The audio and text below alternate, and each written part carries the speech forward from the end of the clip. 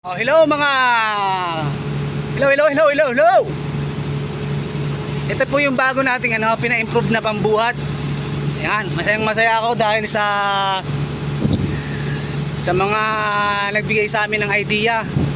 Ngayon, pina-improve ko na po siya, pinalakas ko na siya at pinatibay.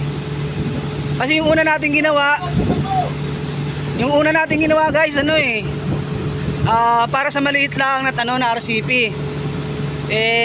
Gagamit kami ng malaking RCP katulad ng ganyan. Kaya pinatibay ko siya lalo. Gumawa ko ng panibagong pambuhat. At yan na nga ho yan. Kung makikita nyo, napakaganda niyang pambuhat. Pantay na pantay. Para ka lang nakasakay sa spaceship. Yan na. Masaya akong iba na mabalita sa inyo yan. At sana makakuha kayo ng idea sa aking